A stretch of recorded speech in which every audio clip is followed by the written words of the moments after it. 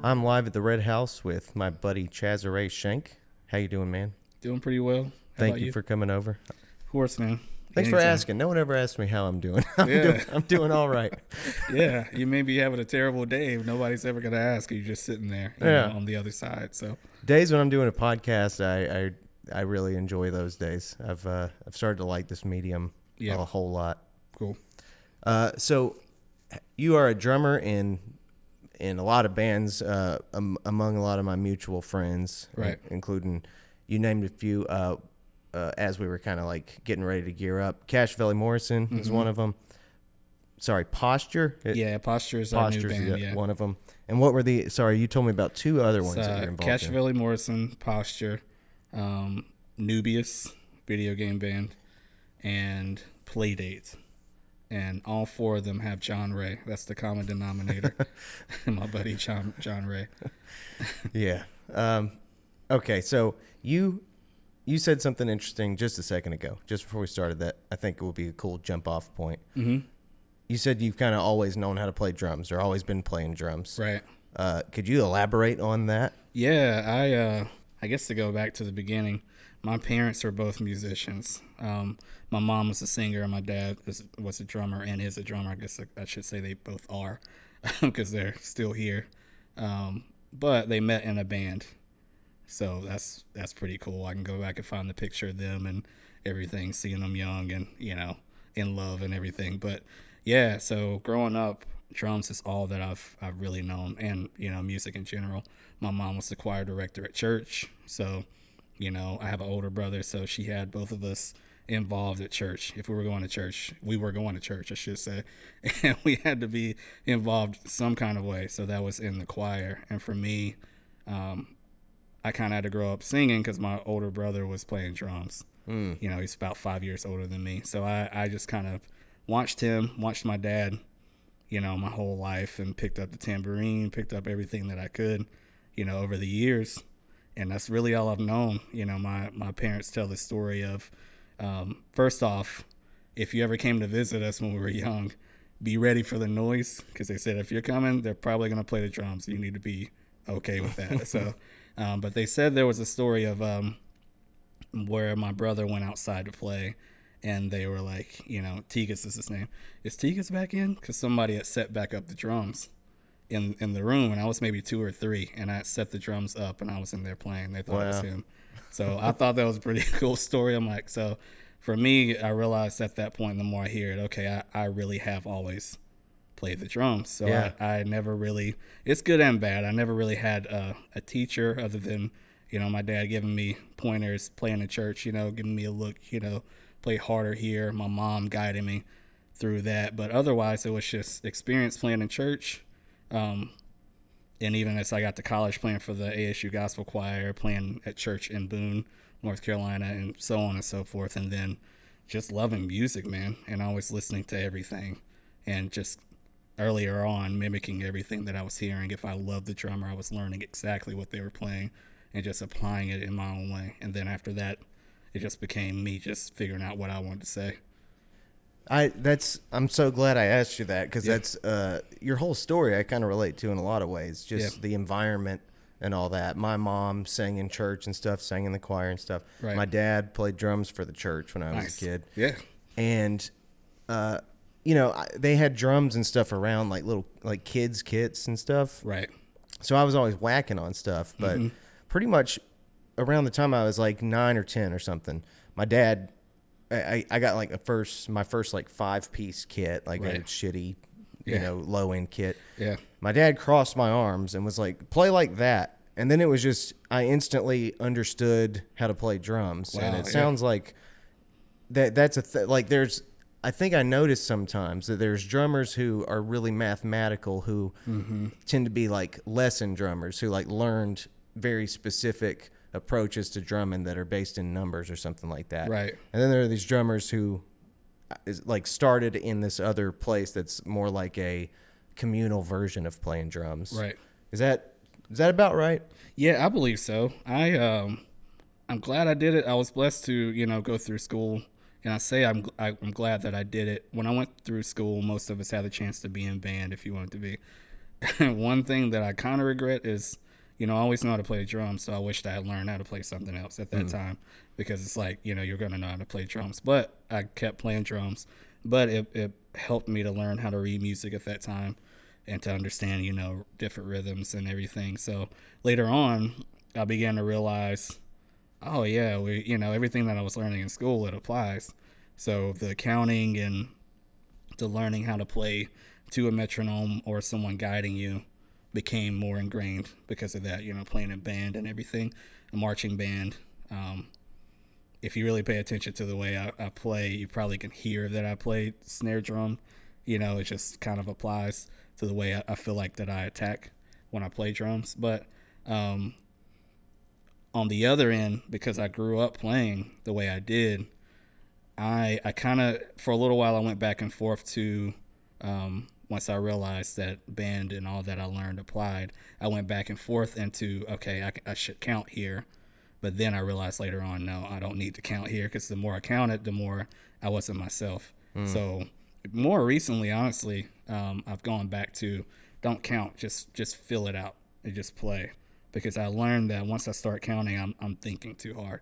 And for me personally, if I'm thinking, it's not going to sound the way it needs to. Because I'm a kind of player that plays from feeling. I want you to feel that moment and feel what I feel in that moment, which is, a situation where you have to learn how to, I guess, communicate through your instrument, which is something I've learned and worked hard to, and still working on, learning how to portray and to bring across to whoever's listening to the music.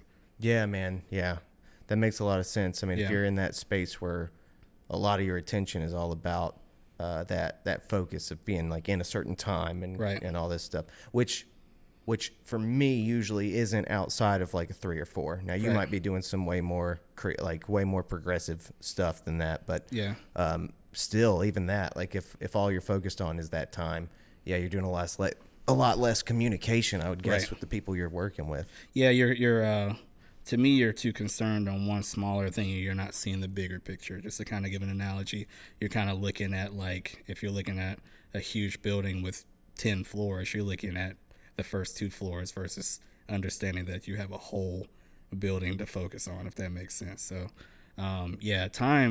thinking about the timing, I feel like it is important, especially in certain situations. I've been blessed to play with some people that play or write really hard music, and that makes it fun for me.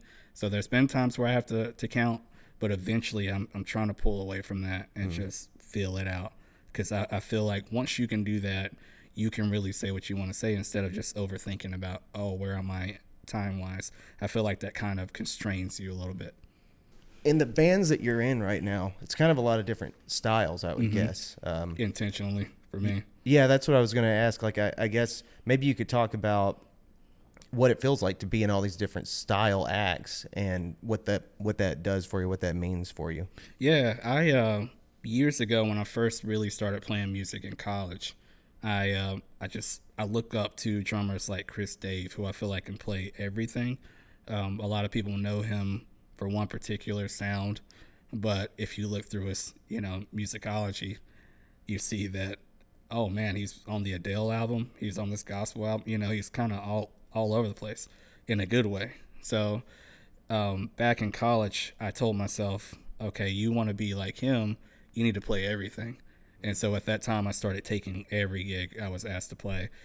Initially, I was playing more jazz, which I wasn't really, I won't say I wasn't into, but I wasn't, trained that way. So I kind of jumped headfirst into my first band I was in called Forte, which all 3 of my friends were in the School of Music but me.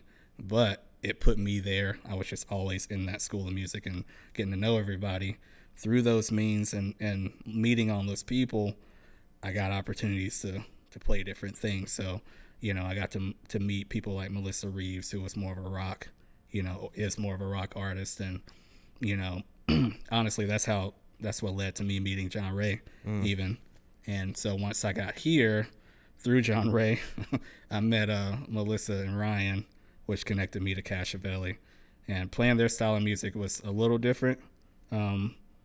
But along the way, because I took so many different gigs, my ear was kind of attuned, to know that I could fit in and really play what they wanted. But again, a lot of that comes back to, I guess, the fact that I did take so many different gigs, and I've always been open-minded with music. I was just open to play that kind of thing. And I think that's where it starts. Not really putting yourself in a corner to say you can only play one thing. And I guess that comes back to why I intentionally play different things. I feel like if you put yourself in a corner and say, this is what I do, to me, eventually you'll kind of plateau or you'll hit a ceiling because you're not opening yourself up to learn more. And it takes a lot to just be open to doing something new, in my opinion. So, I've got Cashavelly, which their sound is, I don't know how would you describe the sound? Me? Yeah. Like a Gothic Americana, right. Maybe? Yeah, I would say Americana too. Yeah, so we got them. We got Posture, which is something different too. It's more of, I guess, like a jazz, soul, pop. We all have different backgrounds, so all that comes in together there. And then Video Game Band is just, it's different all together, yeah.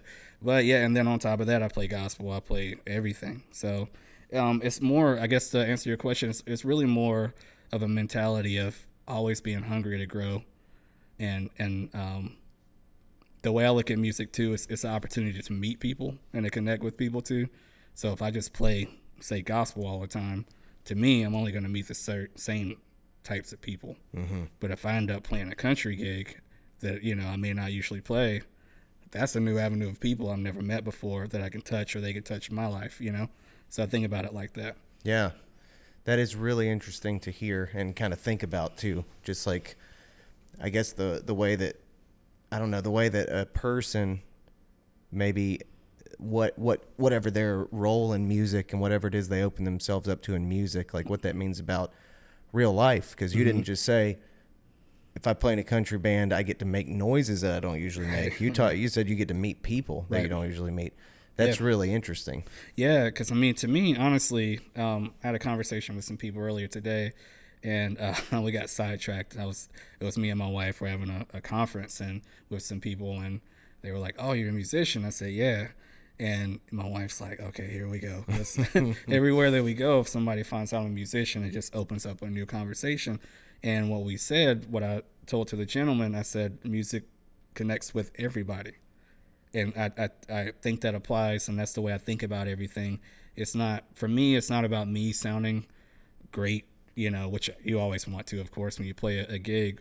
There's a bigger motive, in my opinion. Of course, you want to play great in every gig, but more importantly to me, if possible, you want to connect with at least one person every gig, no matter what. It might just be the perfect song. That was the song they needed to hear. You might play the perfect solo, the perfect note, just be in that moment, and it just touches them, where if they were having a bad day or they connected to something that happened to them in their lives, and it's like, man, and they just can take that with them as they leave. Because I know for me personally, I've been to shows, I've been at, at churches and in, services. I've played in shows where it's just that connection and the way that music touches you. There's nothing quite like it. And if you can have that moment and also meet the person who brought that to you, and you can talk to them, and then that might open up another avenue for another conversation. And who knows where it goes from there. That might just really change your perspective on your day or whatever it may be. So, playing music to me is so much bigger than just playing your music well. Are you like a very social person, or like opportunities to connect with people outside of music? Do you seek those out as well? It's funny you say that. I've been a very introverted person most of my life. If I knew you, it's different. I'll kind of talk your head off if I know you.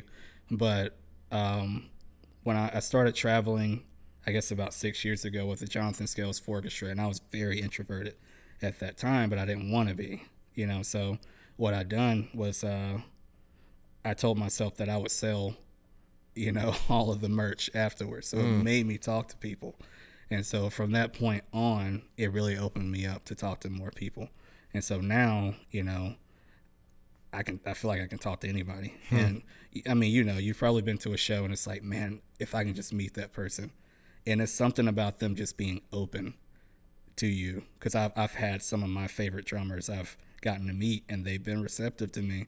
And for me, that just set me on a new path. It's like, yo, man, they're that cool. This is what I can strive towards too. So getting out of being introverted was huge for me. And it was, something I intentionally worked on. I don't go out. Like I can easily do both. I can still be a homebody. I love to just sit at home and, watch movies.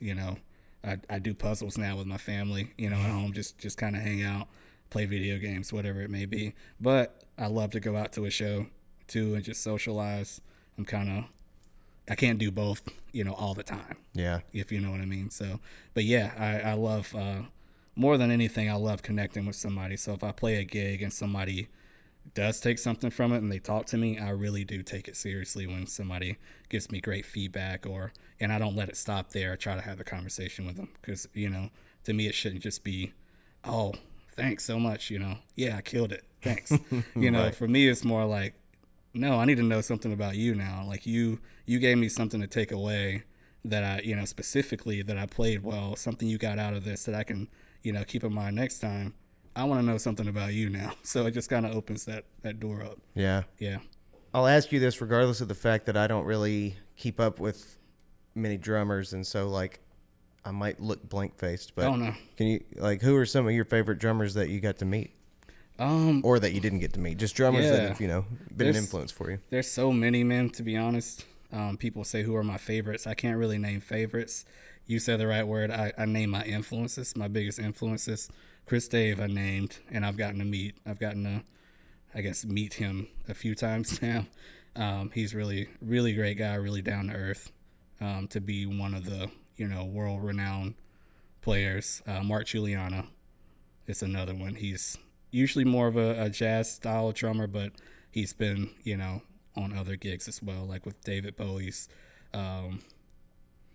Black Star, I believe, album. And he was on the St. Vincent album that just came out. You've got Nate Smith. It's a big one for me. And I love these people for different reasons. And if you hear them and you hear me, you'll kind of probably pick out, okay, he was influenced by that. Nate Smith's another one who I've met before as well. I met him and Mark Juliana. The funny thing about Mark Juliana, the first time I met him, I was actually on tour with Jonathan Scales Orchestra and knew he was going to be at the show. And then I'm in the middle of playing one of our songs, and I look to my right, and he's sitting there watching. And it was the scariest, the scariest moment, man, probably of my life playing a gig. I just was shaking all of a sudden. Nate Smith, Spanky McCurdy is another big one. People who've heard him, they probably know why. Sput Seawright played for Snarky Puppy for years. Oh, yeah. Plays with Ghost Note, which is his band now. The list really goes on. I've met Sput and kind of know Sput, which is cool. I haven't met Spanky. But, yeah, Chris Coleman, who I think if the world was on the line and we had to have a drummer, I would nominate him to play because I feel like he could play anything and he's just amazing at it. The list really goes on from there. I could keep going. Dorico Watson. I'll go a little further on him. He plays for Victor Wooten. But he was one of the first drummers that I met who just, like I was just talking about, stepped aside and talked to me. He really just touched me. I'd never heard him before. It's my first time, I think, hearing Victor play. But he just stuck out, and it just really kind of rocked my world. And I'm like, man, who is this guy? And then he steps aside, and he talks to me for 20, 30 minutes. Just takes time out and just sits there and talks to me about life and about playing and everything. And I was maybe 19 or 20. I was still pretty young at that time, and I really took a lot from that. And years later, I needed someone to fill in for me with the Jonathan Scales Orchestra, and who did they get? Dorico Watson. So now, we kind of know each other, in passing and everything. And, I feel like I could reach out to him and he would talk to me. So it's cool stuff like that's happened. Carter Beaufort, I can't leave him off the list from Dave Matthews Band. I got to meet him, of all places, in Amsterdam when I was on tour over there with the orchestra. And on his birthday, he sat and talked to us for like 3 hours. So I really, honestly, I think almost every drummer that I've had the chance to meet, they've always been really nice to me, which is really cool. You know, they don't know me. You know, they don't know my level or anything. I'm just a fan, but I'm not really trying to fan out. It's like, hey, thank you for what you do, that kind of thing.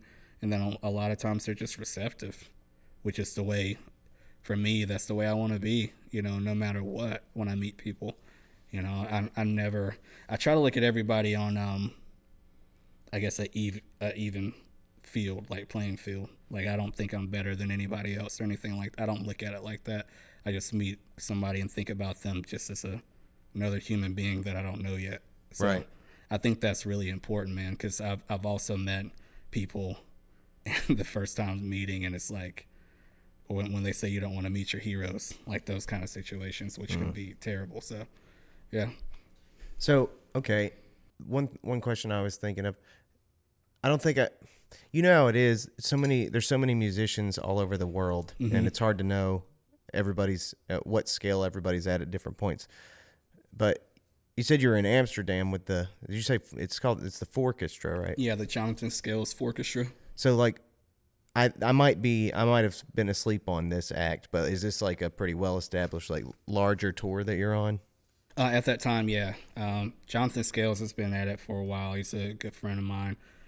He's probably been going, I don't even know how many years now. I think when I was in the band, he had been going about 8 or so. So add that to the time. So about 5 or 6 years later, he's still at it, and they're doing really well. But yeah, we got to go on tour. We started the tour in Japan through our friend Tom. He's a friend now, who was from Japan, who brought us over to play one of their festivals there, which was amazing.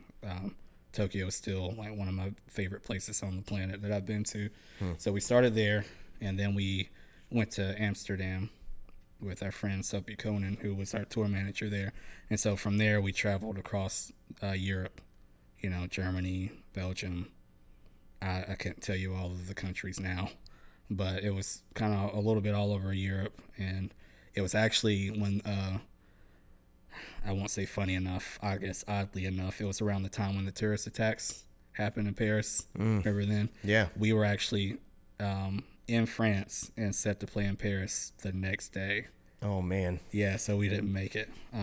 But it was around that time frame that we were over there. And it's one of those things, man, if you ever get the chance as a musician to travel and play overseas anywhere, definitely jump on it. Not just so you can see places, which is amazing too, but for whatever reason, man, it just feels like the reception is amazing. Just overseas, people just care about the music. It's not that they don't hear, but I don't think we appreciate it like we should. Once you go over, I think you'll kind of understand what I mean. But it's something about being there, no matter what your level is. If they connect with your music, man, they're gonna let you hear it.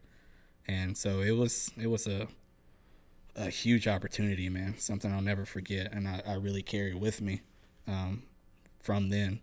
But yeah, Japan, Amsterdam, and so Jonathan actually knows Jeff Coffin, who plays with Bela Fleck, which, you know, Victor Wooten's connected there, and he's in the Dave Matthews Band.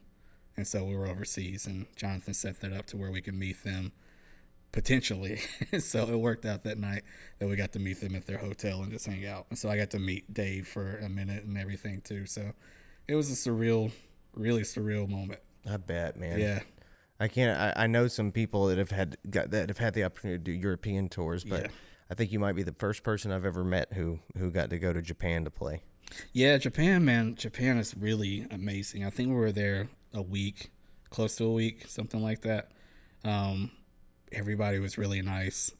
I tell people, our tour guide and the person, Tom, who brought us over, is from there. And I think that was a huge help. But it seemed like everywhere that we went in Tokyo, if you paid attention, the buildings had English on them. And it's like everywhere that we went, even kind of on our own, someone was speaking English.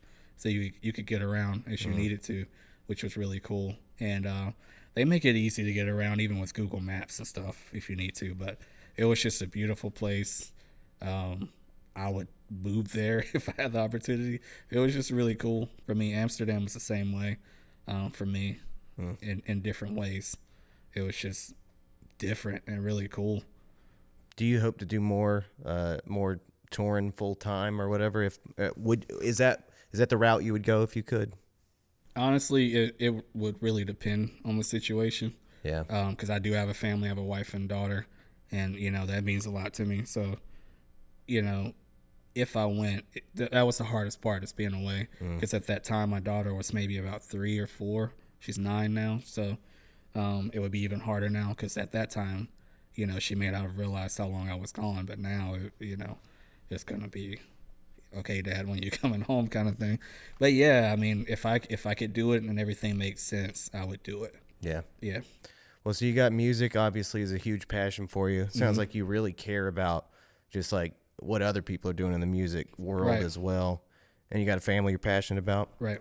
What's some of your other stuff that like gives some spark to your life? Man, music is huge. Family's huge for me. I'm really working on the other stuff, to be honest with you. I like to motivate people.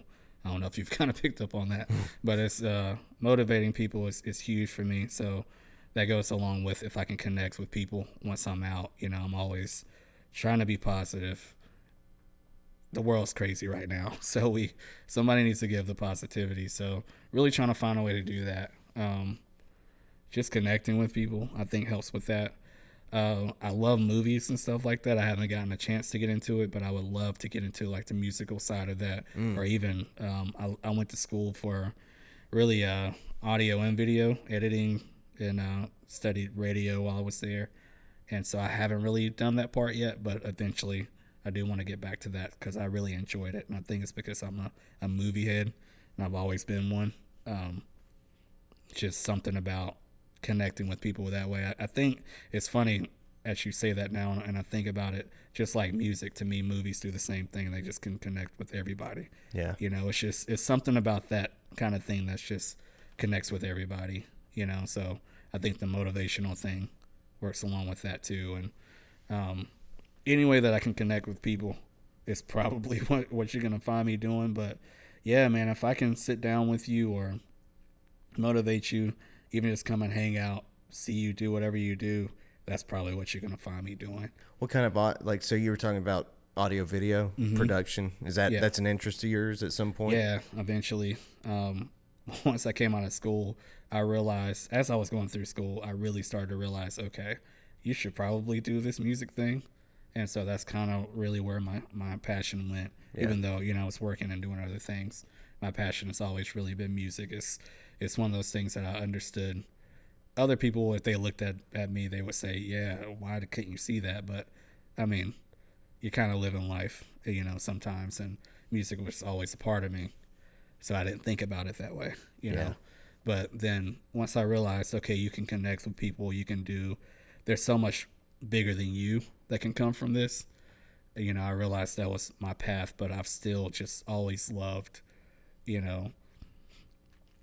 really video more than the audio side of things. But I do eventually want to get into learning the production side of music too. Like I'm really becoming more interested in that. I feel like when I play music, I don't think like just a drummer. I'm trying to figure out what's going to make everything sound better. So I feel like on the flip side of production side of that, how can I elevate this song? How can I help somebody write this song, to make it better? To me, everything's always about trying to elevate whatever it is. That all sounds good, man. Yeah, that's kind of where my interests have been taking me lately. I've been, as you can see, where my house is where I do my stuff at. Yeah. We're on a podcast that has a video, right. A video side to it or whatever. And I guess, there just reaches a point when you love something enough, like movies or something. Right. You love something enough. When you're a creative person who's already a creator, and you love some other medium of it, it seems kind of natural to try to wiggle your way into it, right? Some kind of way, you know. What aspects, I guess, of video production are you curious about? Man, obviously, I guess the musical side I would love. Oh yeah. One movie that just really blew my mind was Birdman, and the fact that Antonio Sanchez he done all the music for it. He's a drummer. So for me, that kind of opened up, whoa, I didn't know we could do that, that kind of thing. But two, I haven't really learned how to play other instruments, but I play by ear. Like I can sit down and if I have something in my head, I can figure it out. So it's really going to be on me to learn the rest of that, and to learn other, instruments to be able to do that. But yeah, being able to do soundtracks would be amazing to me. And then, as I was going through school, my wife, I remember sitting down with me when she got there and I was in my final semesters of school. I'm sitting there for hours editing something that's 3 minutes long and Tom's just flying by, and I'm just loving it. Yeah. Just totally into it. So, just the smallest aspects to make something better, man. I think that's, I guess, kind of who I am. I'll do it. But, yeah, editing wise, if I get to that side of things, or just to sit with a producer or, a director or whatever it is and just be able to learn from them and figure it out from there what I want to do. If I could do that, that would be amazing. So you may hear me, reaching out to you if you're watching this. Hey, can I come and see what you do? Because I'm just really interested in all those things and hopefully figure out a way to do it myself one day. Yeah, man. Yeah. I'm sure you will. Yeah. I suspect you will. Sounds like you're a pretty ambitious dude. Yeah, I try to be. What movies you like? Man, I love everything. I'll start with like martial arts movies was my thing. Oh, yeah? I'm a huge Bruce Lee head, you know. I watch about anything, man. I've realized lately I love horror movies more than I realized way before. I'll watch any of them, no matter if they're good or bad. If they're bad, I'm the person laughing at them, like, right. What is going on here, and just watching it anyway. Any motivational movie, I guess to a point, I'm into, and things like Marvel, and I'm all into that. If it's gonna take you into another world, I'm probably into it. Yeah. So I'm pretty open. Anything that's good, I'm probably gonna be watching it, whether it's movies or TV. But yeah, martial arts movies. I'm really not that into musicals, funny enough, but I'll watch some of them here and there. Anything that has a big world, or that has a story that's continuing. I think that's what I've always been into Marvel and that side of things. But the fact that they were able to take a story and build it as long as they did, I'm always just really interested into how somebody can keep a story going. What do you think about this? What do you think about the landscape of movies and movie consumption now, given that streaming, has risen to the place that it has in prominence in the marketplace? I heard someone say recently, what we're seeing now on like certain platforms are just ongoing advertisements for those platforms. Like a movie that's made by Amazon, all it is like a $250,000 Amazon commercial that takes 2 hours to watch or whatever. Yeah, I've actually kind of heard that too. The example that I remember, and hopefully nobody's watching that would be mad at me, but the new Space Jam movie. I didn't see it, but or I guess I haven't seen it yet. But they say that basically it's one big Warner Brothers commercial, because there's so many different characters in there that are from Warner Brothers movies.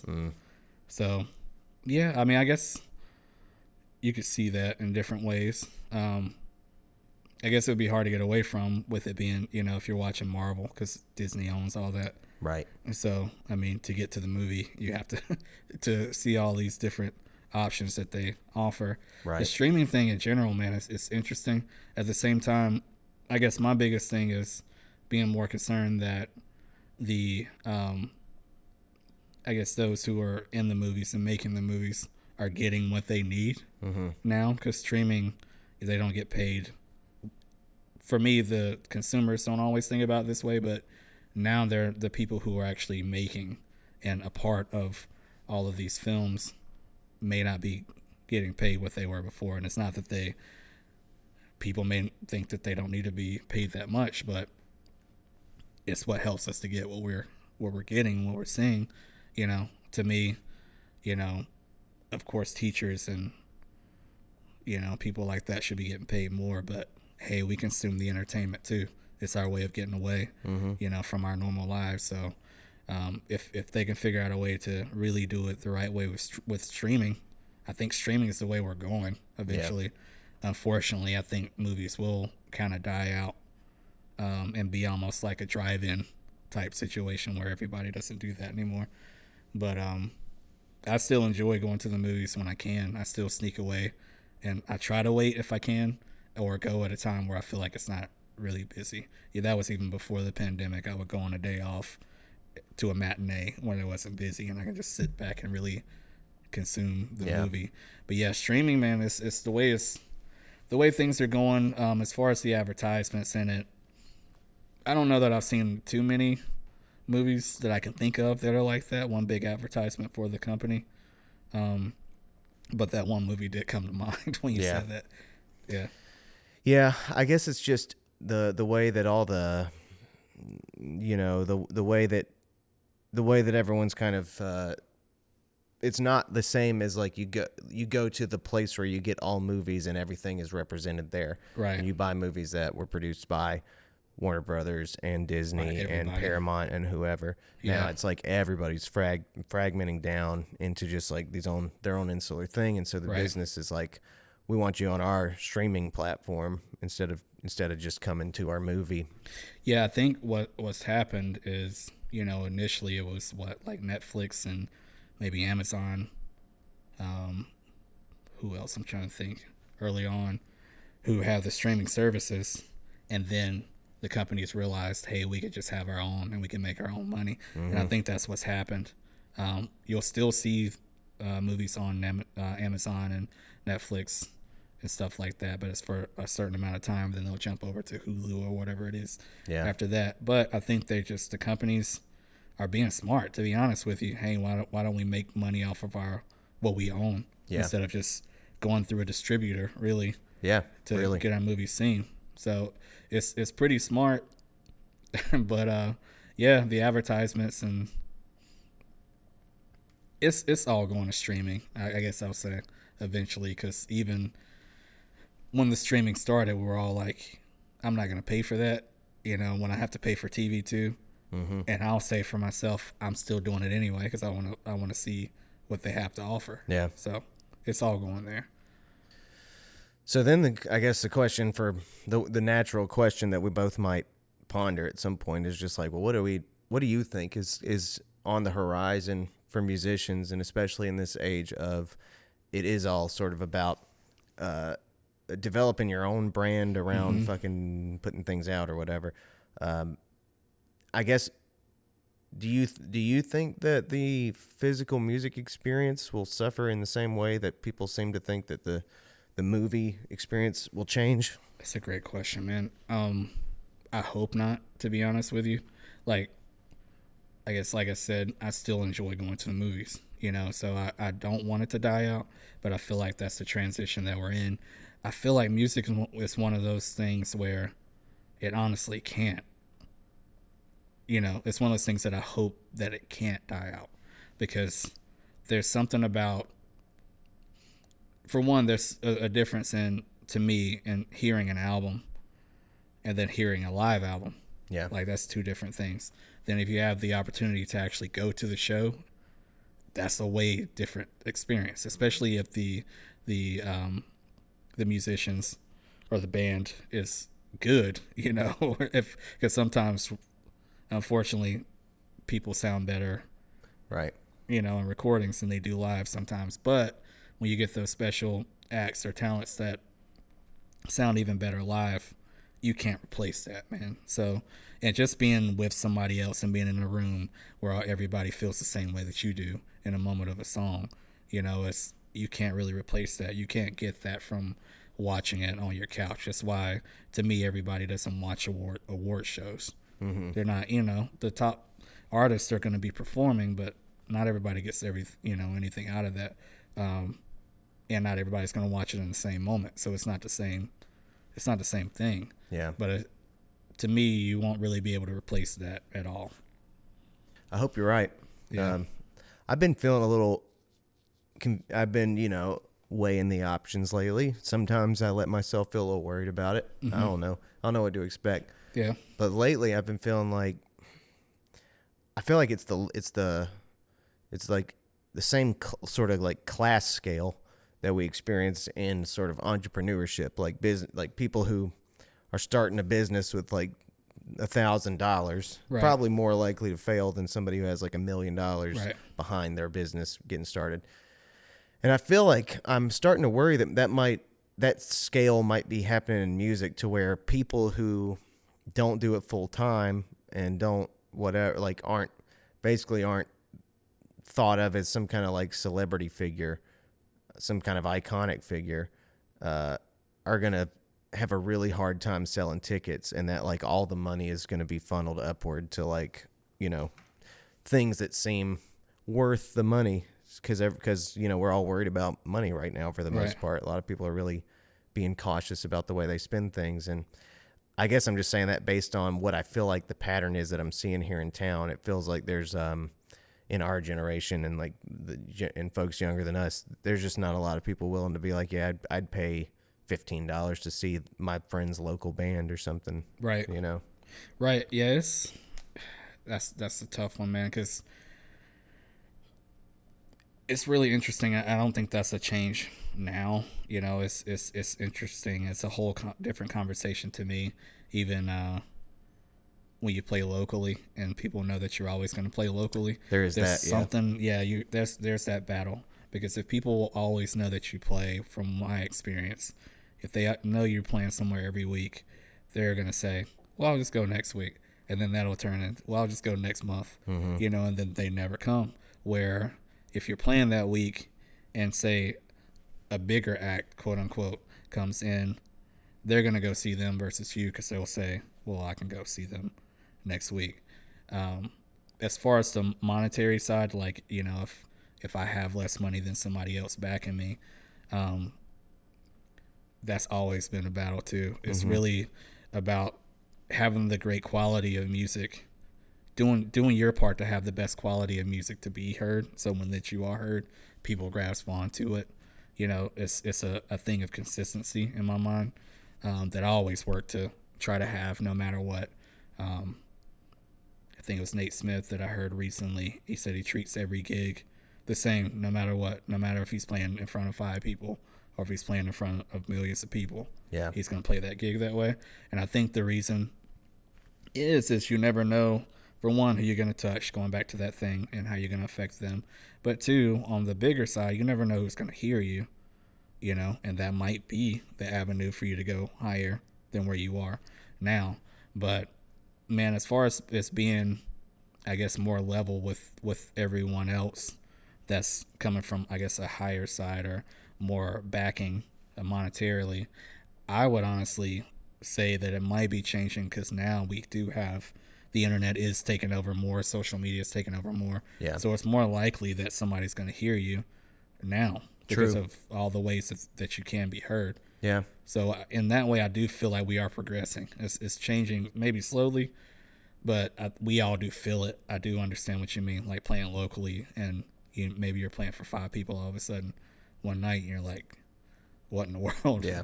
Because they chose to go see somebody that's passing through. Yeah. There's a lot of things we could plug into that too. Like there's a lot of unknowns we could plug into that. Yeah.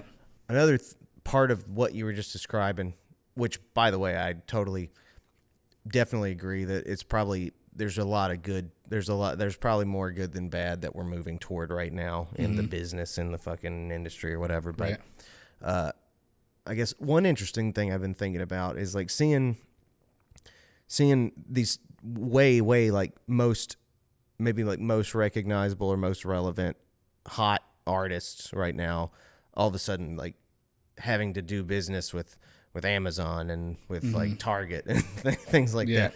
And that also like using musicians as a way to promote your brand or whatever. That's not brand new, but I do think there was kind of a dip in that for a lot of years. Yeah. And now it seems like, I think what's interesting is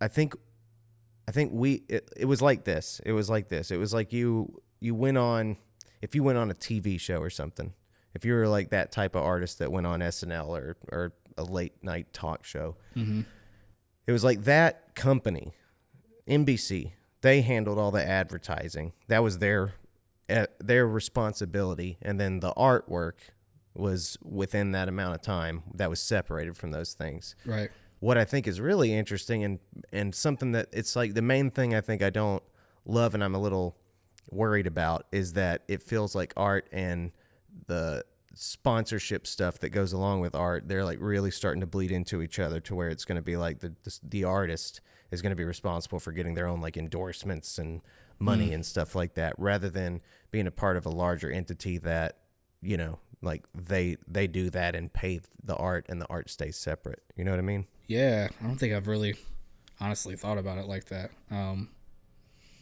I could kind of see it going that way, especially if you have a huge following, you know, and say you're going on SNL, for example, like you said, and that they, I guess, for me, you would hope that they wouldn't rely on you just for, you know, the promoting and everything and that side of things and just taking care of all of that. But of course, you know, it would be on you to make sure that the viewers know that you're going to be a part of that. But I don't know that I've really paid attention to that side, to be honest. Of how much is changing. To be honest with you, you just hope that it wouldn't change too much. I do know on the flip side, like you said, that you do see different artists in the middle of a commercial all of a sudden, you know, for example, as they're blowing up, you're seeing them everywhere. And so companies are jumping on that opportunity. But I guess my question would be, if it were us, how could we then take that opportunity and flip it in our benefit, you know, since they're using us in their benefit, you know what I mean? Yeah. I'm sure that's the monetary aspect too. You know? Like somebody like Billie Eilish being on a bunch of Amazon boxes or whatever. Right. I'm sure she's made a killing off of that. Right.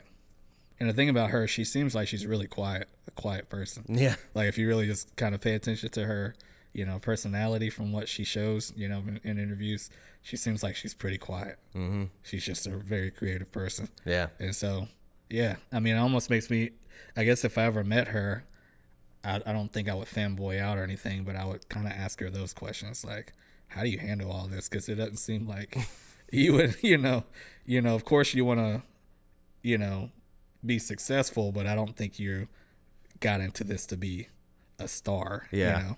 That is kind of one of the best parts of where we are right now. Is how many weird little people have become mega stars, and it's just because they accumulated a fan base on their own, and then somebody was like, Jesus, we got to like buy this from them or whatever. Yeah.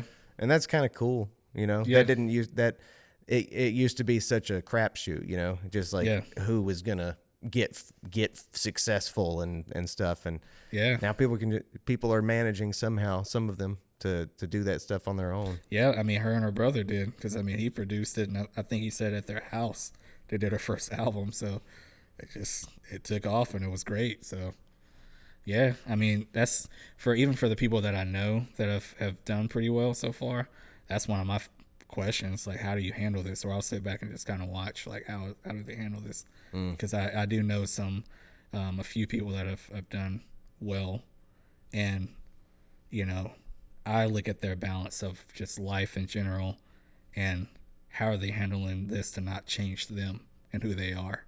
That's always like one of the things that I always pay attention to, because I think that's important. You know, success. I heard years ago, actually through church, success just makes you more of who you are. And so I took that to heart. So, okay, I need to concentrate on who I am then. So if I do reach a certain level of success, that I represent myself the way that I really want to. And so I pay attention to that with other people. And then going back to the Billie Eilish thing, it's like, she seems to be a really quiet and just cool person. Or like Lorde, if you know who she is. She came on the scene a few years back, and then it just seemed like she kind of disappeared.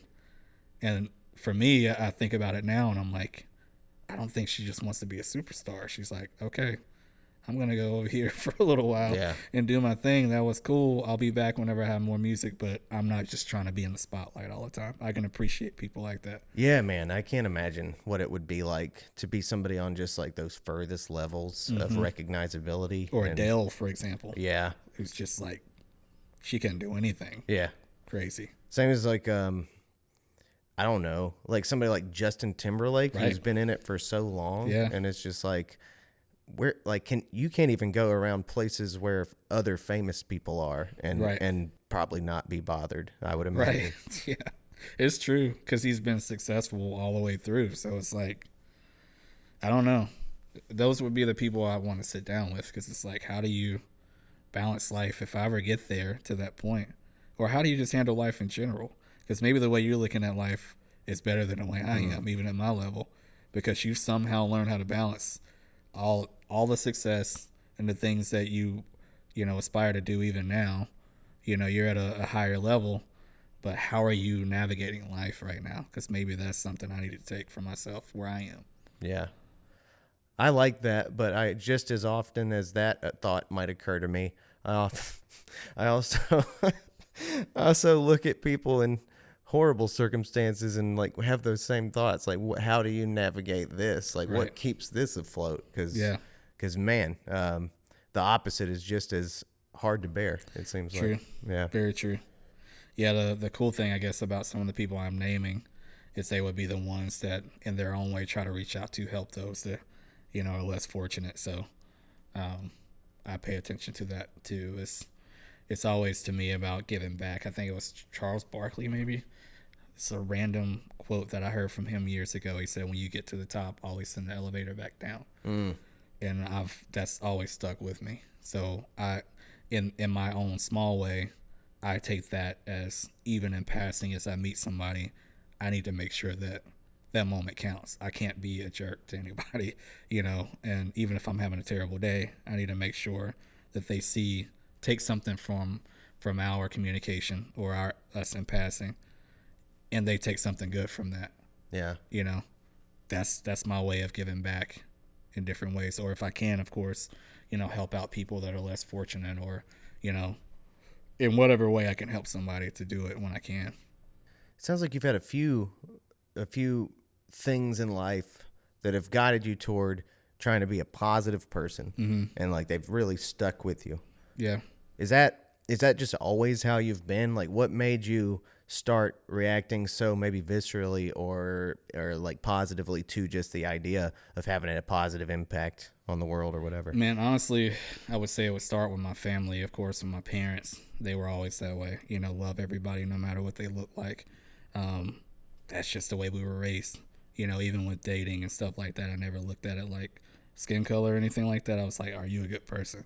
Maybe I'm interested in you, that kind of thing. But in my faith as well, just growing up in church and everything, I just always held on to that, and knowing that I'm human and I'm not a perfect person. So I need to look at it, that the fact that everybody is human too. So, everybody's going through different things. I know that I went through, and I still go through my life, and my life's not perfect. So I know nobody's is. So I could be having a good day now, but tomorrow I may not be. So if I cross myself, for example, and meet myself in the grocery store, or for example, hopefully the other part of myself is trying to pick me up. You know what I mean? So I think about it that way for other people in general. Like, even when I'm down, let me use the energy that I have to try to give somebody some positive energy. Because hopefully if I'm down, I get that from somebody else. Like, I just feel like if the world operated that way more, it would be such a better place. But I mean, we just don't, as people, we just don't know how to, one, get over ourselves sometimes and get outside of ourselves and what we have going on, which leads to all the hate and everything, in my opinion, in the smallest ways, and just the way that we look at one another. If we could just get outside of ourselves for once and realize that we're probably a little more the same than we realize in different ways, then the world would be so much better, because we probably treat each other better than we do. Yeah. But yeah, I've always been that way. You could probably ask anybody. I've just always been a really positive person, because I mean, to me, it's easier to be positive than just be negative all the time. Like even the days, like my worst days where I just feel terrible, eventually I'm like, what are you doing? What are you wasting your time feeling this way, man? Like you can either just stay down all the time, but it feels like it's heavier. It's like lifting weights. It's more weight when you're down all the time. You just feel more free when you're trying to be more positive, in my opinion. Yeah. I guess I want to ask you something that I wouldn't usually, but I don't know. Yeah. It just, we've had a really intense few years in regard to like ethnic differences between people and stuff and the perceptions around that, And you said something I kind of related to. Like, I just, in my life, as a white person, it's just been like not, in my life, it hasn't been a thing that I've like thought about as a barrier between me and people. Like I'm different than black people or Hispanic people or whatever. Right. And one area that has been really good about revealing that to me and a really good way of like relating to people has been music, has been opportunities to play with people and it just not even be a part of the thoughts, like we're just players. We're just people playing music and reacting to one another. And I guess just, I don't know exactly how to pinpoint the question other than given how messy it's all been and how many voices we've kind of heard of differing opinions around that very subject and around, I don't know whether we should be like trying to share these creative spaces with each other or not. Right. I guess what is your reaction or impression or interpretation of that? Man, I feel like I may have heard it best recently over the last couple of years. There's a former NFL player who said that, man, if everybody had the chance to play a sport or play in the NFL in his case and be in a locker room, they would understand better how to live this life because there's so many different people of all different kinds of backgrounds, and we have to. It's not just because we have to, but because we're always around each other. We're on the same team, and our goal is to win. So we figure it out, and we learn how to get along. Yeah, because we're working towards a common goal. I thought that was huge. You mentioned music. I feel like music is similar in that way because if you're playing in a band or just playing a gig, you want the gig to be the best it can be. So in your own way, even if you're not talking much, you're going to have to go in passing and kind of meet one another. And you're going to have to get along or the music's not going to be good. Yeah. You have to at least get along during the gig. Yeah. So it's one of those things where, I guess going back to what I said before, you learn how to get outside of yourself. If you're, in a good band or having a good gig, you get outside of yourself for a common denominator, which is to have a great show. I don't know. It's this whole thing it's been hard for me and just, I guess, really eye-opening for me because growing up, I did see the bad sides of things and different people in different ways, but I still am like, I don't know why they're like that, but I'm not going to be that way. You know what I mean? That's just always been in my mind and in my head, wondering, okay, I don't know why I had to go through that because of the color of my skin, but I'm still going to do what I'm supposed to do because I feel like if I'm doing what I'm supposed to do and loving people and, doing people the right way like I was taught to do and really just what is in me to do, I've always just had the hope if I keep doing this, maybe somebody else will, and then it'll just carry on. But yeah, it's been really eye-opening. I think in a way social media has helped. It's going to sound backwards, but kind of helped in that because it's forcing us to have these conversations that have just gone unchecked for so long. The fact that even in schools they still don't want to teach everything. I mean, it's right. It's hard, but eventually if we're going to see any change, you really in your own personal life too, if you ever want to see change, you got to eventually face the bad stuff to see stuff that you really want to change. Even if it's like bad eating, you got to at least sit down and say, okay, man, I've gained about 30 pounds now, or, I can't keep eating that. You have to face it to change it. So to me, if you think about all the stuff that's coming out, a lot of it's been due to social media. Stuff's being videoed, no matter what the situation is. And it's forcing people to see, okay, some bad stuff really is happening. We just weren't seeing it before, probably, because we didn't have cameras in our pockets. But I think the hard thing is, for many people, it's just feeling like it's worth it to stop to actually talk about it and to actually try to face it. I think about this every once in a while. Every once in a while, you'll see somebody, and at least from where I grew up, it was kind of one of those situations where it wasn't weird for me to have to go through something like that, or not be able to date somebody because they're, different color skin. But you see somebody in a similar situation that wouldn't have approved, and then they have a grandkid that's mixed. Mm-hmm. And they're treating them totally different because that grandkid changed their life because they had to think outside of what they knew before. Yeah. Like, to me, those are really beautiful situations, because I've seen people and it's like, man, I don't judge people, but it's like, I kind of know what your background probably was, but seeing how you're treating that kid probably forced you to change. Mm-hmm. You know what I mean? But not everybody's forced to live through those situations. So right. It's just hopes that maybe they meet somebody that's not like them, or something that forces them to have a conversation. Yeah, it's my hope for everybody, but you're not going to reach everybody. It's not going to be 100%, just changed. Yeah. I don't think.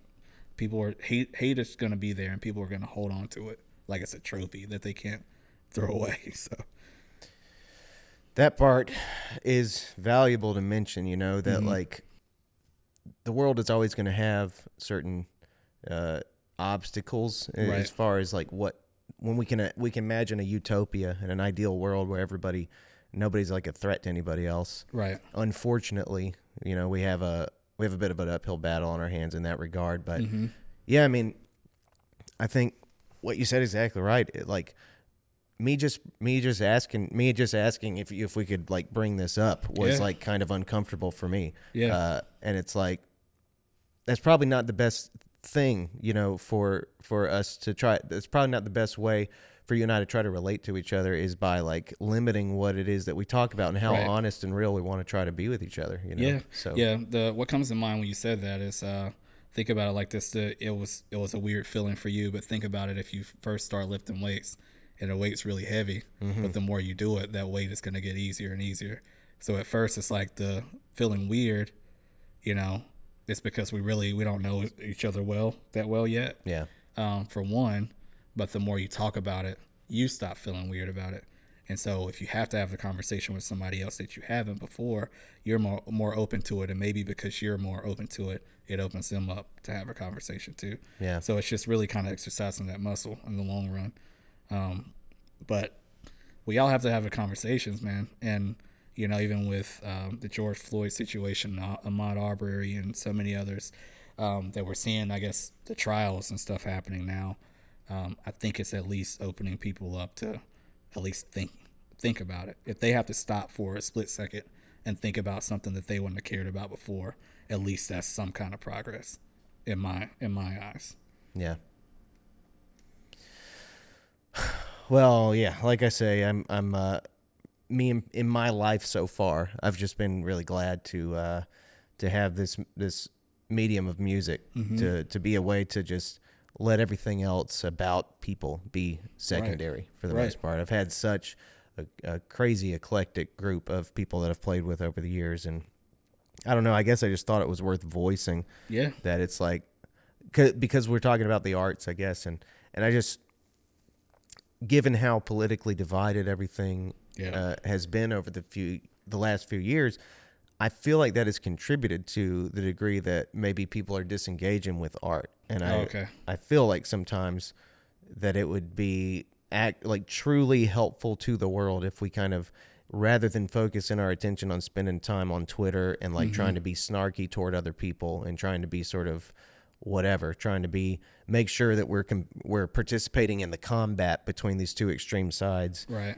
Probably be good for us to like have the option to consider gravitating towards spending your time doing something that actually gives you an opportunity to let those things, these ideas of like political affiliation, be secondary, enough that you Right. could do something creative with somebody. Yeah, I think the arts in general, man, are just huge. So I mean, it really hurts my heart to hear when they're trying to, take certain arts out of school, for example. Because I mean, it's huge, like you said. I mean, think about it. If you go to a concert, you never know who you're gonna see, and really, when you're at a concert, you're just listening to the music. There could be thousands of people that think totally different thing, about totally different about any subject than you. But it doesn't matter. Yeah. You're all there, one, just enjoying this one concert. To me, I think that's why music and arts in general are so important that people don't really realize, because it really does bring us all together. Yeah. Like, we can all think differently, and that's fine. But we got to have, I guess, like what you were saying, we got to have that still there, the arts there. Figure out how to put the arts even in social media to where, hey, instead of you doing this, somehow draw you to something that's more positive, like the arts. Instead of do this, why don't you go comment and watch this? This is available to you. It's that connectivity you were talking Yeah. about too. It's like those things are what make us connected to other people and Right. like feel other people's humanity, Yeah. And I know exactly what you're talking about. And that's Yeah. that's something that, maybe people who know how to help create that are affected by it a little bit more. Maybe, I don't know. But Yeah. I think that's something that most people experience together in a lot of different scenarios. And we're just watching, in many cases, we're watching that experience, that ability to be connected to people diminish. And we're watching this ability or this training that we're doing to ourselves to hate people Right. get worse.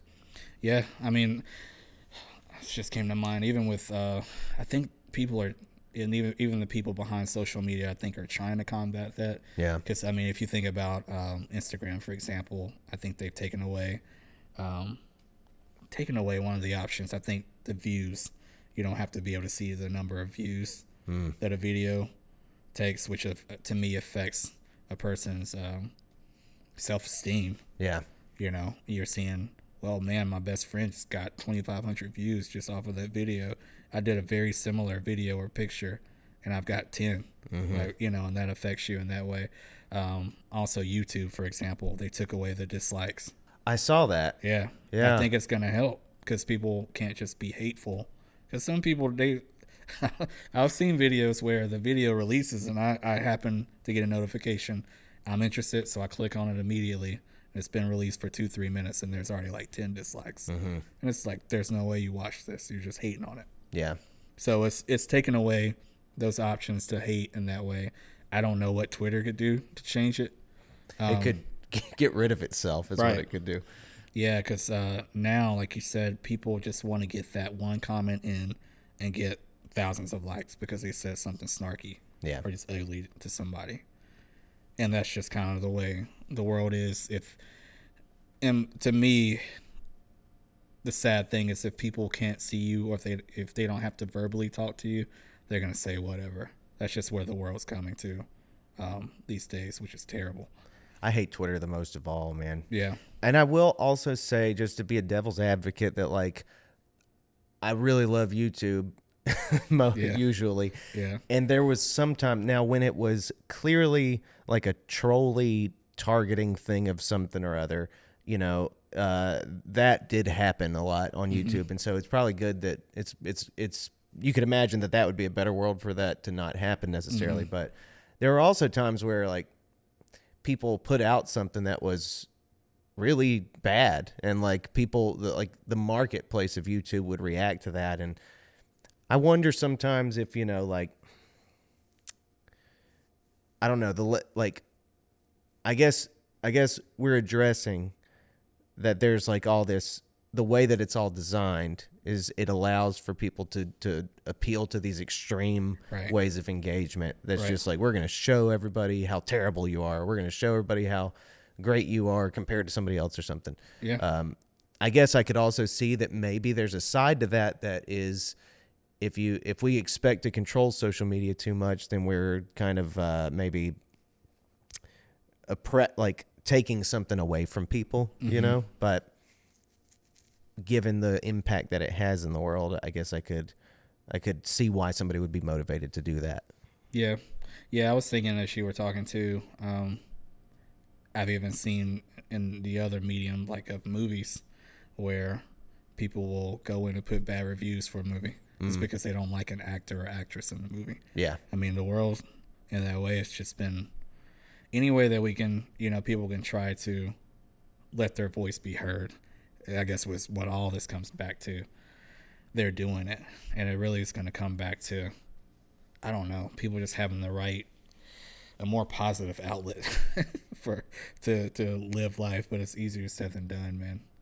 Yeah, man, I think that's the thing is like I think when it comes down to it, social media, what happened was they tried to make it a level thing, and people's natures within anonymity to some degree, or within space between people, what we have seen is that when people separate from real life, at least this is my interpretation of it, what we've seen is when we build a digital world for people to live in, shit gets a little more aggressive and weird because you have that protection of distance. Right.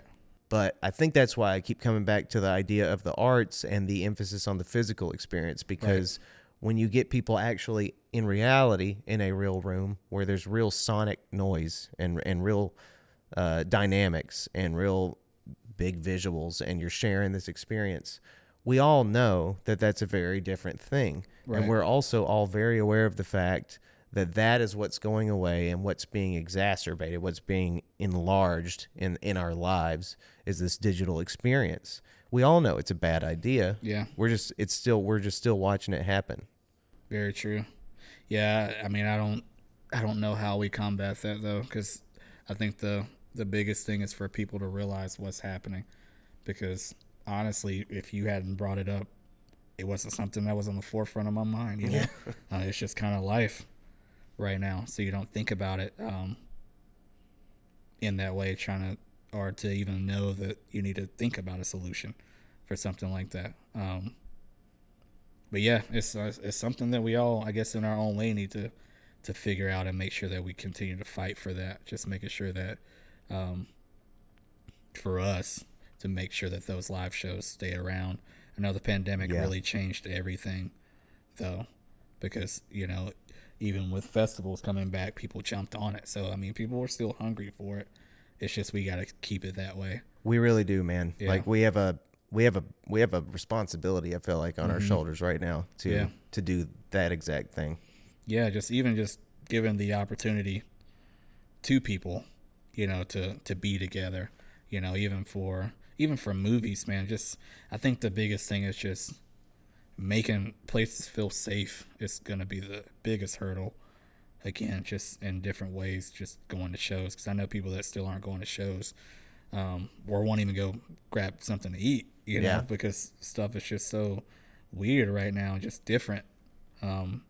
People haven't learned how to navigate life at the same time they've been in front of the screen more.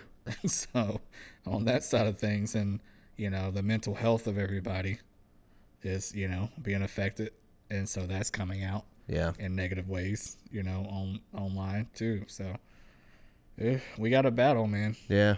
Did you stay okay during the did you end up getting the COVID? I didn't. Good job. I talked to some friends of mine though, and we all kind of wonder if we had it earlier on, because we were all thinking about the timeline of when it really hit here. It's like, I remember being kind of sick, for a little while, around, I guess, March of that year. It was like a bad cold for a long time. It's like, man, did we have it? Because none of us have gotten it since. So it's like, man, maybe we did have it already. Don't know. Yeah. If I did have it at some point, I didn't know it. But right. So as far as I know, I haven't had it. Yeah, same for me. Because we talked about it too, because it's a big music conference every year, NAMM. You've probably heard of NAMM. I don't know if I have. You may have, may not have, but it's where all the music companies and, from production to instruments, artists are there. It's usually out in California. It's a melting pot, man. It's like where everybody comes from all over the world. And so a friend of mine, me and a friend of mine were talking. We're like, man, it's very possible that's how it got to the United States. Seriously, because Yeah. there's like thousands and thousands of people Man. flying in from all over the world to this one music conference. It's huge, for a few days, and then all of a sudden it's here. Then they all went all over the country. Yeah. Man. So it's possible that happened that way. But because thinking about it, I'm like, I don't know of, other conferences or other things happening where people were coming in from all over the planet. But it happened that year, and then all of a sudden it was here, like right after that. Did you go to that? I went a few years back. Yeah. And if you're a musician, I definitely recommend it. I think they are trying to have it this year, but it's usually in January. They're going to have it next summer instead. I guess to give it a little more time to try to figure out the pandemic stuff. But honestly, the way I think about it is like, if you're a fan of like Guitar Center or even Costco on a bigger scale, it's like that. Like I literally got lost there because there's so much going on. You've got, of course, like percussion stuff, but you've got a live area, and it's all like in a big coliseum. It's huge. So you have a live area you might walk through. There's a huge area, like a Guitar Center size, of just guitar stuff, and musicians are playing and trying different things and everything you can think of. Every strings you've ever played with. You go to the drum section, there's all the cymbal companies, and everybody you can think of is there. And it's an experience, man. When I went, I remember having a headache, and I think it was excitement because it was like so much going on. I first walked in, and I mentioned Mark Juliana. I first walk in, and a guy who Mark Juliana was on his album, first album I ever heard him on. He's just walking across the floor. I walk up to him like, "Hey, can I get a picture?" He's like, "Yeah, this is what this is for." And it's like I met Nate Smith there, one of my favorite drummers there. He's just walking, going somewhere. It's like everybody's there. That's awesome. It's insane. And it's just for a few days, and concerts are happening. Everything you can think of is happening there. You could try whatever you want to try there, and then everybody who's everybody, like musicians that play for everybody, they're there. Everybody's there. So it's worth it, man. I didn't go back, of course, like the next year or anything. So I'm like, I don't think I need to go back every year, but I would go back, when it's safe again. I'd probably go back again. But I think every musician should go at least once. Yeah. Yeah.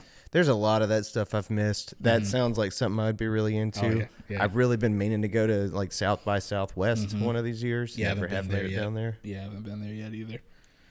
Do you go to the festivals that are around here? I don't go to a lot of them. Honestly, I just, between playing gigs and everything, I usually miss them. If I'm not playing in them, I'm not really, it sounds bad, but I guess I don't seek it out. Like, I guess I want to say like a non-musician would be, but I shouldn't say that. But like a music lover does. Yeah. Because I'm like, I guess kind of not just music constantly, for me. I'm doing family stuff, or if I'm not focusing on the next gig or whatever it is, I'm just trying to unwind or see what else I can get into, or just hang out at home. Yeah. But I've missed stuff, man. Like there was a festival near here, I think in Carborough, a month or so ago, and like everybody was at it, and I'm like, I was sitting at home, and I think it was Corey Henry was playing that night. I just happened to see it pop up, and he was on Twitch. I'm like, and so I looked it up. I'm like, dude, he's 30 minutes from me, and I had no idea.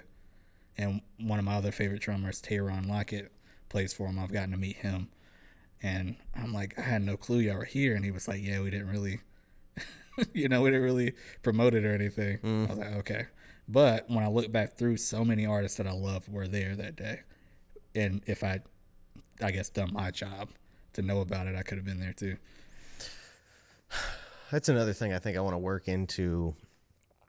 I mean, like, just there is a lot of stuff to keep up with, and there's like, if you follow 1,000 people on Instagram, you don't see all of them in a day, or in a week, and like a lot of the publications in town, not like they said we don't like music anymore and we'll stop whatever, but I think there's been a lot of weird shifts in a lot of different entities around town. Right. And especially when the articles that the most people click on from your website are like political stuff that sound really, really, really. Just like attention grabbers. Yep. Yeah. Sensational. Yeah. Music does kind of, fall by the wayside for those folks. So I feel like that's another, just like a blind spot we have in our own immediate community right now, or in our state right now, where there's just like not there. I've seen a couple of people doing it, but there's still like, it'd be nice if there was just a little bit more effort for, trying to keep all the different music options there are out there a little bit more organized and well expressed. Yeah. I think that's what I was talking about earlier too. Like somebody like The Weeknd comes to Charlotte and it's on a bunch of radio stations and people know about that. But when it comes to promoting what's going on in the smaller clubs, there's just like way less volume around that. And that's also very natural. Like you were saying earlier, it's kind of always been that way, but unfortunately, maybe it's a good time for us to, try to make some kind of difference around that. I guess the question would be, how will we do that? How will we get that onto the radios, for example? Because me personally, I don't listen to the radio. No, yeah. So, but a lot of people still do. Because I just, with the radio, I feel like that's another subject for another day, of just kind of pumping out what they want you to hear, or what the industry wants you to hear, so you miss out on a lot of other music because of that, or even the rest of the album other than the song that they're playing. If they don't play it on the radio, that's all that you hear, and people won't just go and oh I love that song, let me listen to the album. I don't think that happens a lot anymore. But yeah, it's just figuring out how to really make sure that we're all doing our part. And I think for me personally, you're really bringing this to mind, how important all this is for me. And I think if all musicians understood that it's possible that we're all going to be affected by this if we don't do our own part to really figure out another way to not just promote ourselves, but to promote everybody. We will see the change, man.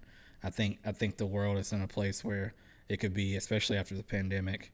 You see unfortunately, a lot of violence and stuff, people not wanting to stay home and stuff like that. But what if, and of course I'm always positive, but of course you have to think about the flip side.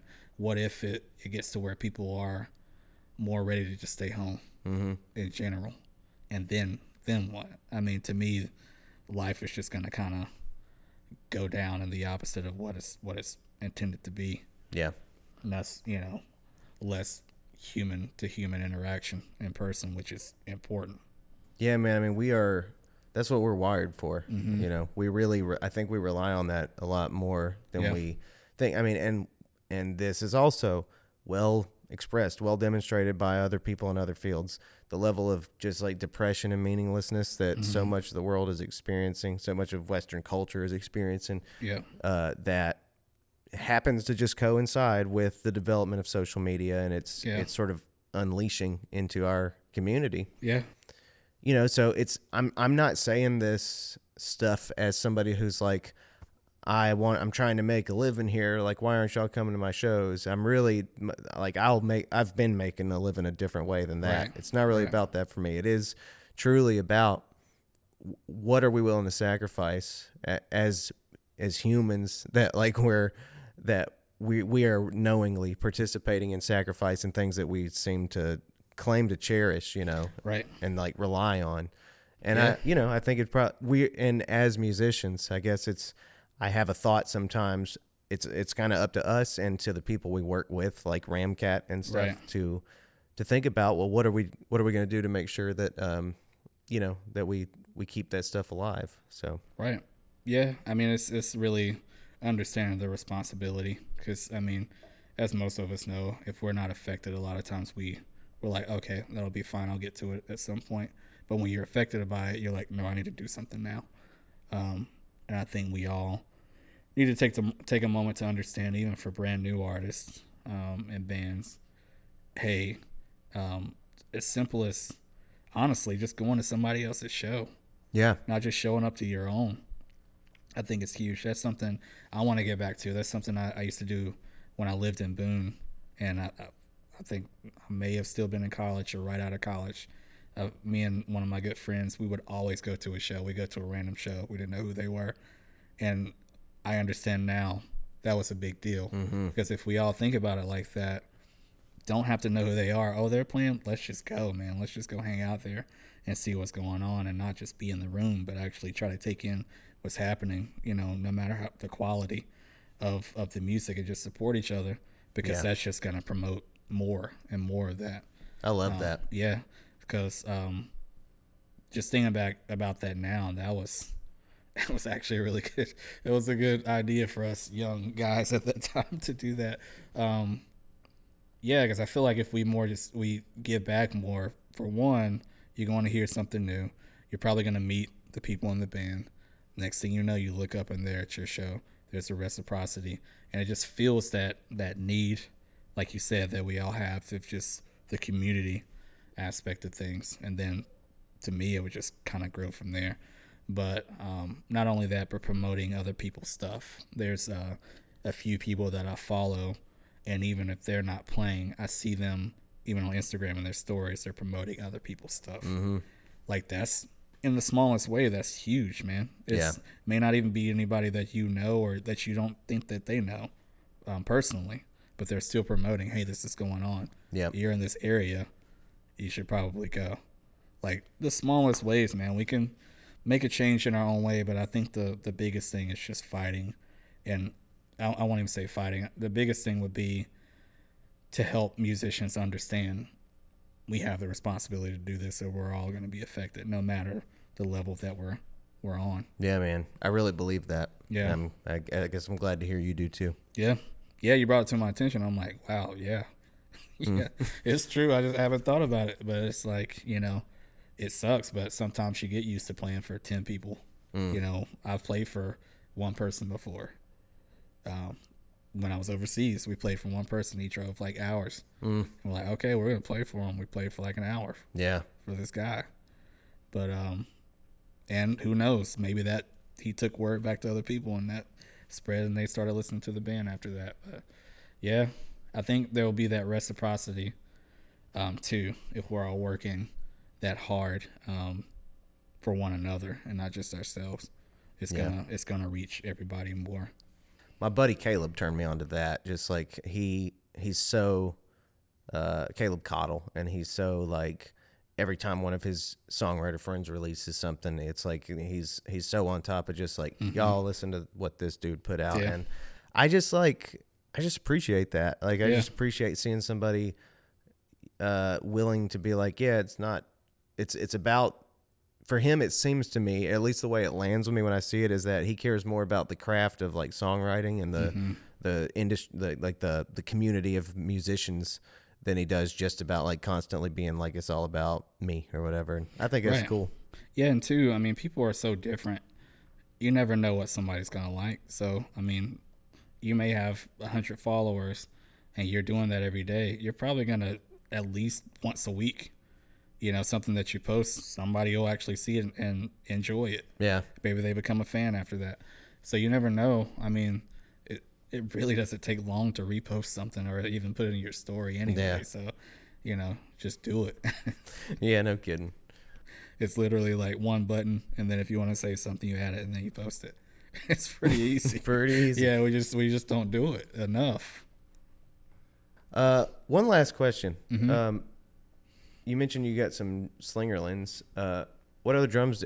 What are your main drums you play? My main drums that I play, and I would, probably get beat up if I didn't talk about it. So I'm glad you brought up that question, so I could tell them to check out toward the end of the podcast at least. Yeah. But it's Reverie drums. The creator and the creator, I would say. His name is Tim Roberts. He lives in the Winston-Salem area, but I met him in Boone. I met him, actually, I was in college and he was in middle school at that time. We met at church, which is pretty cool that it goes back to there. But I played for our church, of course, and his praise team from his church came. It was a bunch of kids, middle schoolers, I'm thinking, okay, they're cool and they're good. But years later, we met then. We didn't really have a big relationship. But after that, I knew him and I got to meet his dad and his family. So in passing, these years later, and boom, I'm seeing this guy, seeing this kid kind of grow up.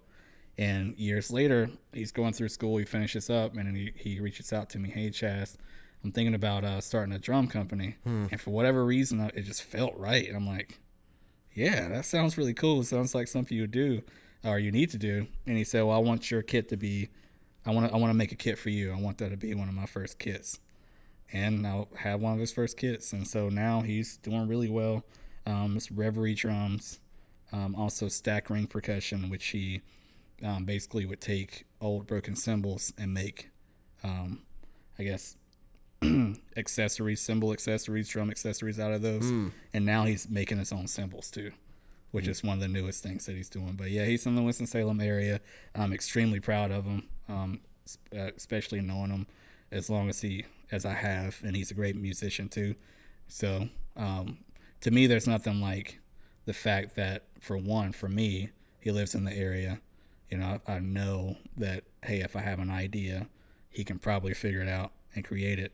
The fact that he's a musician too, he's playing the gear all the time to make sure that it works and getting feedback from people that are hearing him too.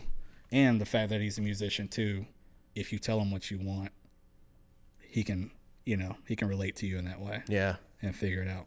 That's so cool, man. Yeah. Yeah, he's doing it, man. He's doing really, really well.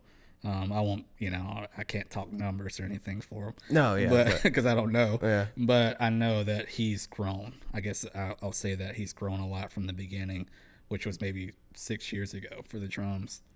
And he's still going, still rolling. That's just so cool to have like a drum manufacturer like in this area. Yeah. And cymbal too. Like that's just awesome. Yeah, the cymbal stuff is really blowing my mind because I'm like, okay, I don't know. I know I have to get something from you eventually. I just don't know what, because you're making too much good stuff now. So, but yeah, there was one cymbal, the Versus stack, that was made based off of a stack that I've been using for years for when it finally dies. And so he was able to recreate that sound, and that's been taken off too. So that's really cool. But yeah, man, Reverie drums, stack ring percussion, and Timothy Roberts cymbals. That's what he's named him. I'm gonna be checking that out today. Yeah, man. Really, really, really good guy. Man, people don't understand how far that goes. As a musician, as a manufacturer, whatever, just be a good person, man. That's gonna take you so far. Yeah. Because people, they relate to that. And, if they play your gear and they meet you, hey, you're terrible. They might sell the gear. They'll tell everybody else, even as a musician, it goes such a far, so far, to know that one of your favorite musicians is a really cool person too. Yeah. Man, I find you inspiring, honestly. Just like this commitment. And I saw this in John Ray too. Like, you two guys both have this way of articulating, giving, like caring about being the type of people that you are, people with character and stuff. And I see that in you too. Just, thanks, I don't know, this investment in trying to not hurt the world or something. And I think that's, it is very encouraging to like see in my community, and like, just to I'm not somebody who's overly positive, hardly ever. Right. I'm probably somebody who gets uncomfortable when I'm feeling too positive. Right. But hearing what you've had to say today and stuff has been a bit encouraging for me to just kind of be around that. Yeah, I mean, you need balance though. Yeah. I mean, we all have balance. I'm always trying to be positive. At the same time, I can be someone that if somebody is seeing something one way, I'm not trying to be against you, but I'm like, okay, but what about this? What if this happens? Because there needs to be balance so you can think clear-headed. That's the way I think about it. Think about it both ways. I'm not trying to sway you, but maybe you should think about both sides. So it's not all about positivity, but to be spoken, in the same realm as John Ray, that makes my day. He's a great guy, man. Yeah. But yeah, I feel like, just like if you go anywhere, I was always taught, leave the place better than where, when you got there. So Yeah. I feel like that while we're here, you're here for a reason. And no matter if you don't know what it is right now, just be a good person. Yeah. You'll figure it out. I dig that, man. Well, Yeah. I just want to thank you for coming over today. Of course. Thank you for talking to me, and I hope that I don't know.